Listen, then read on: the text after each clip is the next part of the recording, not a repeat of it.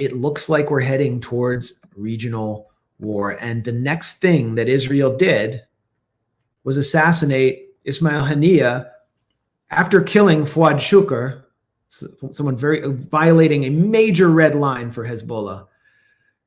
They kill Ismail Haniyeh in North Tehran. Absolute insanity. I mean, in my view, but the objective was clear, because Haniyeh had taken over the portfolio for negotiations, and he was a politician. He was not someone in the Al-Qassam brigades who had a role in planning the October 7th attacks. It's very likely that those attacks came as a surprise to him. He's politically representing Hamas out of Doha. He went to Tehran to participate in the inauguration of the new Iranian president, which was another part of another aspect that inspired Israel's blood-stained gambit, was to undercut a reformist Iranian president. And hours after participating in the inauguration, he's killed through means that are still not well understood. Ronan Bergman, who I mentioned before, he's now a New York Times correspondent. He put forward the Mossad line, which is, that allows the Mossad to continue to operate in the shadows and officially deny having any role in the attack, which is that Haniyeh was killed by a bomb that had been planted months before in the guest suite of his hotel, which was run by the IRGC.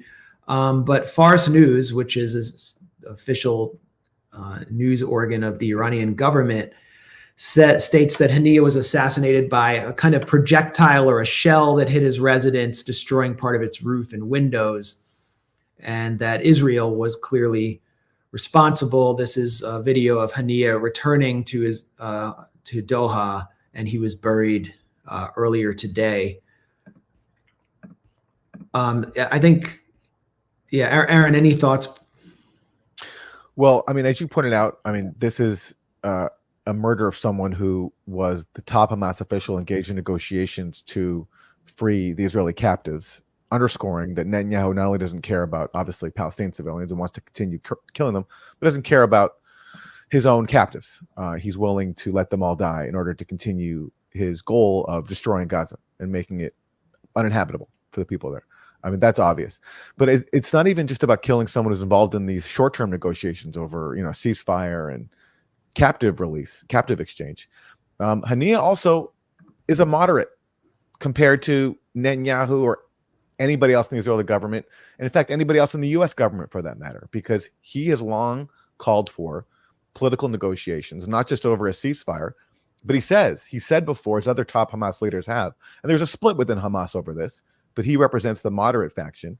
He's called for a two-state solution, which for Palestinians is an unbelievable compromise. That's accepting 22% of their historic homeland, a state in the West Bank, Gaza, and East Jerusalem. He's endorsed that before, along with some other people in Hamas. And rather than engage with that overture, which for, again, any Palestinian is a huge compromise, Israel has rejected it, refused to negotiate with Hamas, fully backed by the U.S. in this. They joined with Israel in putting Gaza under siege, going back now more than 2 decades. And now they kill him. So what they're also saying is, on top of no negotiations over a ceasefire or hostage release, but no negotiations over what the U.S. says is its ultimate goal, which is a path to a Palestinian state. What they're actually saying is, by doing this, not just Israel, but the U.S. by backing him, is they don't care about any of that stuff. And they do not want a political resolution to this.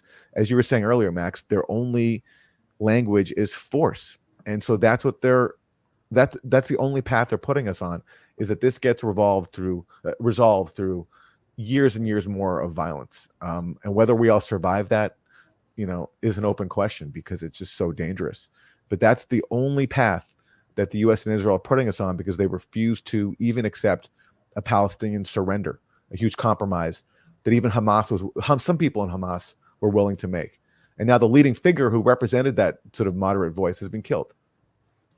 As the previous lead negotiator for Hamas in ceasefire negotiations, Salah Arori, who founded Hamas's branch in the West Bank, where he was from and was in exile in Beirut, was also assassinated by Israel. So they're killing all the negotiators they can, but they've done it in Iranian territory.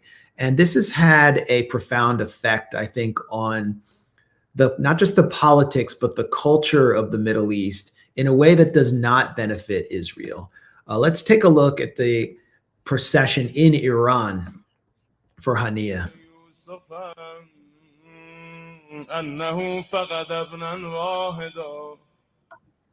یعقوب فقط یه پسر از دست داده بود پسرشم زنده بود و انا رأیت ابی و جماعت اهل بیتی یذبحون حولی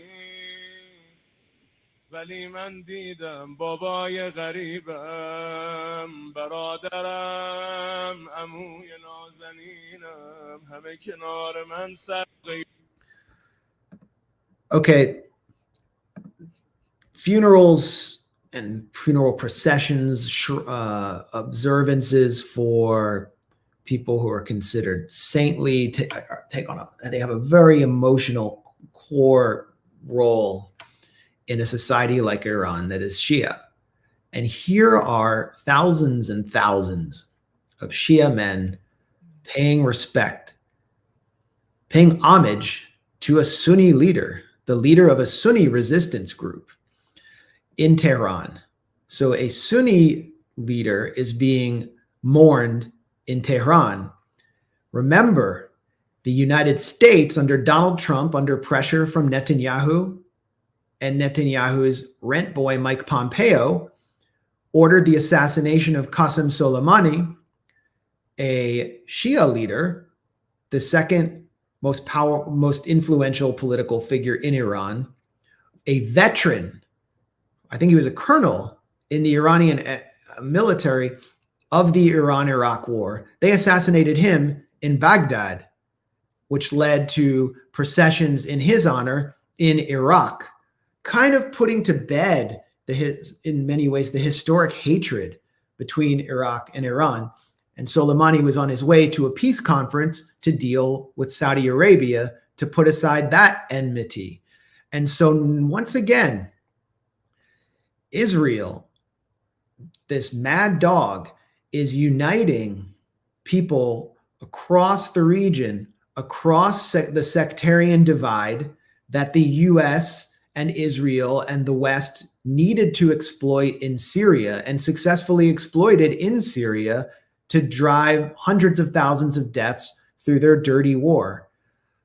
It brings us back to the period after Hezbollah's moral victory over Israel in 2006, when the Sunni Arab world had been united behind it before Hezbollah was forced to enter the Syrian conflict. But I think the emotional impact of these killings is much stronger at this point. I think the region is much more united now against Israel and the US, including in de facto US colonies like Jordan, including among previously pro-US the liberal intelligentsia in Jordan, Egypt, Lebanon, and places like that. They're disgusted by this. And I don't think the US, the Biden administration, understands what has been done here and how damaging this is to their own interests. And clearly, I don't think the Israelis understand what they've done here, because Iran is a cradle of human civilization. It's not a country that worries about the next 5 months the way Israel does, or can't even plan for another year. It's a country whose leadership sees things on a much longer historical arc. And Israel will always be facing, as long as it needs to be an exclusivist Jewish state, its demographic crisis. So whatever happens with Iran's counterattack and the counterattack of its allies, the crisis that Israel faces will continue to accelerate while they have united those they consider their enemies. And all of this could have been avoided, all of it, if the Biden administration had just decided to impose a ceasefire. And there are many points when they could have done so. But now what are they doing, Aaron? They're rushing troops to the region. Yeah. So this is the statement that the Biden administration put out, like a readout of Biden's call with Netanyahu on Thursday. It's hard for people to read it on the screen, but basically, the most glaring thing about that statement is what it omits. It doesn't even mention a ceasefire, which Biden has said is his ultimate goal. Now he doesn't even mention it, and he talks about the U.S. commitment to Israel's security against all threats from Iran and Hezbollah and Hamas and the Houthis, which it says are all just proxies of Iran. And then he talks about supporting Israel with, quote, new defensive U.S. military deployments. So does that mean that Biden's sending more troops on Israel's behalf? That's what it reads like. And after that, then they got this planted in Axios, and Barak Ravid, who's an Israeli reporter who just parrots whatever he's told. And we've gotten this story so many times. It's comical at this point that they're still attempting to put this out, that Biden demanded in a tough call that Netanyahu stop escalating tensions in the region and move immediately toward a Gaza hostage and ceasefire deal, U.S. officials said. Well, they didn't mention that in their readout of the call, so why should we believe that he did that now by planting this with a reliable stenographer in the media? And what evidence is there that there's any pressure at all on Netanyahu, especially after he just got this rapturous welcome in D.C. just over a week ago? So Biden's backing Israel fully, as he always has, and as he promised to do. I mean, Biden is so unbelievably dangerous. I want to play this statement. This is back in October, just a few weeks after October 7th, and Biden was bragging that basically that the U.S. can fuel wars everywhere, not just in Ukraine, but in Israel, Palestine as well.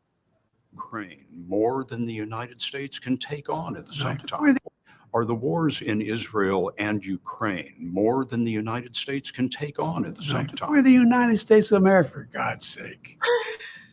The most powerful nation in the history, not in the world, in the history of the world. The history of the world. We can take care of both of these and still maintain our overall international defense. We have the capacity to do this, and we have an obligation to. We are the essential nation, as to paraphrase the former Secretary of State. And if we don't, who does? I mean, what an insane statement. Like, rather than saying we're going to bring these wars to an end because we want to have peace in the world, he's bragging at his ability to fuel two wars at the same time, and he's indignant at the suggestion that he can't. That's how much of a warmonger he is, and he's stayed true to that commitment because he has fueled these two disastrous wars, and he still is today. I mean, that's who Biden is, and he's made good on that promise. Well, we're America. He always says we're America, and it's almost as though he doesn't have any analysis of what America is at this point. We can do anything. By the way, in that same interview, he also endorsed Netanyahu's goal of eliminating Hamas, which means that he totally tethered himself to Netanyahu's objectives, which makes it impossible for him, even if he wanted to walk anything back, because he endorsed Netanyahu's call for destroying Hamas. Of course, that's not going well at all. Hamas is very much still intact. What's been destroyed is Gaza, and that's what Biden's continuing to facilitate. Yeah, that's official administration policy and has been since the bear hug on October 10th, I guess, of Netanyahu. Netanyahu demanded that as official policy. The State Department still advances it as official policy, and it's a regime change policy that the U.S. reflexively reaches for when it has failed in every single instance since Yugoslavia and produced this backlash against the U.S. along with a lot of instability. It's part of Biden's sort of it's sort of a reflexive psychological twitch for Biden to support regime change. And what's happening? I mean, Biden's they're lightening up his schedule. They're reducing his cognitive enhancement drugs. He doesn't have to do it anymore. Kamala's everywhere. Watch this scene from Biden and was there to greet Evan Gershkovich and the other former prisoners in Russia on the tarmac in Washington last night. And just look at the optics here. He's there with Kamala. who wouldn't have been there otherwise. They're kind of putting her forward as the next president. She's wearing a dark suit. She's looking serious. And Biden actually gets asked towards the end about the assassination of Hania and the potential for a ceasefire. I'll replay that. I'm very concerned about it. I had a very direct meeting with Prime Minister today. She's saying you're not worried about the looming war and the, stopping a ceasefire. And he said, I had a very direct meeting with Netanyahu today, which echoes the story planted with Barak Ravid and Axios. Very direct. We have the basis for a ceasefire. You should move on it, and they should move on it now. Okay, so totally delusional. We have the basis for a ceasefire. He should move on it. So he calls for a ceasefire. This is after allowing Israel to assassinate Hania in Iran. Don't tell me they didn't know. Okay, but he gets a follow-up question. Pardon me? It's not helped. The assassination, how is that, played into the ceasefire, he's asked. And he says it's not helped, and then he walks away. So he acknowledges that that Netanyahu is working counter to U.S. interests. The U.S. would like some form of ceasefire, obviously on Israel's terms. They're acting as Israel's lawyer, but they're allowing Israel to just run rampant. Biden acknowledges that it hasn't helped, and yet he does nothing, exerts no leverage, acts like Netanyahu is the superpower, as he always has. And Kamala's right there. She's a completely callow figure who is going to offer nothing different. Mark my words. And one of the reasons why is because Netanyahu does have behind this assassination an objective that pertains to U.S. politics as well. And it's a continuation of the strategy he put forward during his speech at the U.S. Capitol last week, which is to divide the country, to play on divisions in the U.S., continue to shift the Overton window to Israel and the Likudnik right, and make life so uncomfortable for Kamala that she's constantly asked, do you support Israel assassinating this figure? Do you support Israel's war with Hezbollah, the terrorists in Lebanon? Do you support Israel on all these issues? And she has to keep saying yes, yes, yes, even if it goes against U.S. interests, and which will weaken her among her own base. But at the same time, she has to cater to the donor class, the Zionist billionaire class that is kicking in a substantial portion of money to the to the Harris campaign coffers now, which is another reason why she's going to consider Joshua Shapiro as her vice president. So there's a ricochet effect here with all these assassinations and all the insanity that Israel's unleashing, which is to weaken Kamala because Netanyahu is banking on a Trump victory. And Kamala had some interesting remarks, some really articulate remarks there on the tarmac, by the way, which we have somewhere in our notes. I got him. So we're moving on now to, are we? Well, let's just hear what Kamala had to say about this whole situation. Okay. So it's really profound. This is, if you haven't seen this, everybody, prepare to have your mind blown. This is just an extraordinary testament to the importance of having a president who understands the power of diplomacy and understands the strength that rests in understanding the significance of diplomacy and strengthening alliances. This is an incredible day. Let's hear that again for anyone, because it's such a profound statement. It might be hard to fully grasp it. So let's hear that one more time. This is just an extraordinary testament to the importance of having a president who understands the power of diplomacy and understands the strength that rests in understanding the significance of diplomacy and strengthening alliances. This is an incredible day. So that's the person who's supposed to stand up to Netanyahu. And this was her big moment too, to show her diplomatic chops. And she produces another blooper reel for RNC Research. I mean, one of the best comedy accounts on Twitter is RNC Research, because we had Biden just flowing into this complete moron. I mean, she's completely hollow. She in a lot of ways, she's Reagan-esque, because she's basically an actor who is just spouting lines that are fed to her, except she's not as convincing as Reagan. She's certainly not as convincing as Obama. So I think just based on what I'm seeing, Netanyahu's strategy, at least in the U.S., is working. We'll see who she picks for VP. If we have time, we'll talk about Joshua Shapiro. But I think, any final thoughts or further thoughts on the looming Iranian counterattack and Israel's mad dog behavior in the region, Aaron? Well, I'm just assuming that Netanyahu went into this thinking he'd have U.S. backing for any further escalation with Iran and Hezbollah, and it looks like he has it. I mean, Biden talked about sending more troops to the Middle East, and Lloyd Austin, the defense secretary, said that we will defend Israel.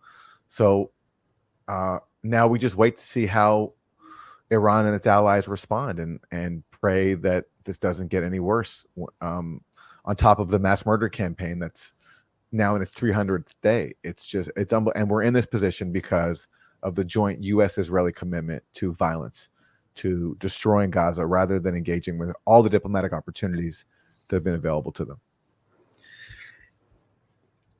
Agree. And I think how they respond, how Iran and its allies respond, we don't know. The most sort of the money's on a massive drone swarm, much larger than the one that was the response to Israel's brazen attack on Iran's consular facilities in Damascus, followed by a much larger storm of ballistic missiles. And what Israeli sources close to the Netanyahu's national security cabinet are saying through Israeli Channel 12 is that if Iran merely strikes military targets or civilian targets, but not killing large numbers of civilians, then Israel will sort of seek to manage its response, do damage control. But if there are large numbers of civilian deaths, then Israel kind of goes crazy and demands that the U.S. defend it against after the largest killing of Jews since the Holocaust, which will be their line. And everyone will forget why a counterattack had actually struck Israel. It'll just be an attack. It'll just be a new Holocaust. That's sort of the line from Israel. So the question is, can Iran thread the needle? Does it even want to thread the needle? And if it's not going to thread the needle, then yes, we'll be in regional war. It will be a regional war for a long time. And I don't think Israel is going to do very well under a long-term regional war. It just doesn't have the kind of society that can withstand something like that.